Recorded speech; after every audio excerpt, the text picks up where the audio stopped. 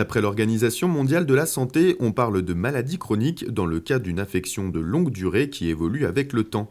Le VIH aujourd'hui peut s'apparenter à une maladie chronique grâce à l'amélioration des traitements et à l'augmentation de l'espérance de vie des malades. Mais attention, le VIH ne peut pas pour autant être comparé à un diabète ou à une hypertension. Un sida meurt en quelques 10 ans, 15 ans, 20 ans, sans traitement. Donc c'est pas une maladie banale à partir du moment où on peut la transmettre. C'est quand même pas bon de transmettre quelque chose qui est potentiellement dangereux, qui tue. Donc ça peut pas être banalisé. C'est chronique, mais ça peut pas être banalisé. Et qu'il y ait des performances très importantes du traitement, tant mieux.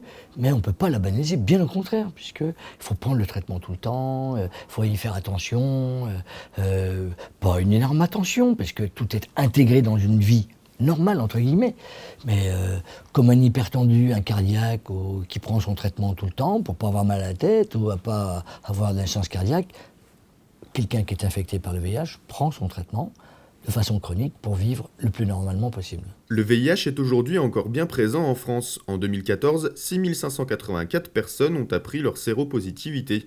Autre constat alarmant, chez les jeunes de 18 à 24 ans depuis 2003, le nombre de découvertes de séropositivité a augmenté de 157%.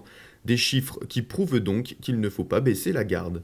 En France, il y a environ 1000-2000 morts par an. Donc c'est déjà trop.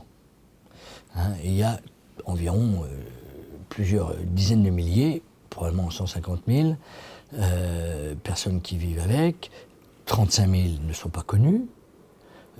Donc ça vaut que vous fassiez votre reportage pour que les gens l'écoutent et aillent se faire dépister. Si jamais il y a une prise de risque, voilà.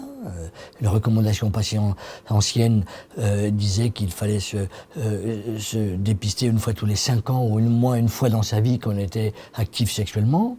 Donc il faut le dépistage, c'est fait pour rendre service aux gens. Alors peut-être qu'ils en ont peur, mais il faut faire cette démarche. Pourquoi faire? Pour les protéger. Les protéger de tout. Les protéger, eux, de la maladie, du décès, et les protéger d'une contamination dans leur entourage éventuellement. Et donc de faire que les gens rentrent dans une filière de soins de façon à ce qu'on cale les affaires. Et effectivement, c'est chronique, c'est assez simple, mais il faut arriver à cette filière. C'est la difficulté. Les thérapies permettent actuellement de vivre une vie entre guillemets normale. Les autotests en pharmacie devraient permettre une meilleure prévention liée au VIH en attendant peut-être un jour un vaccin. Bien sûr qu'on espère tous, mais pour le moment, les tentatives ont toujours été décevantes. Les plus récentes sont assorties d'un espoir non nul.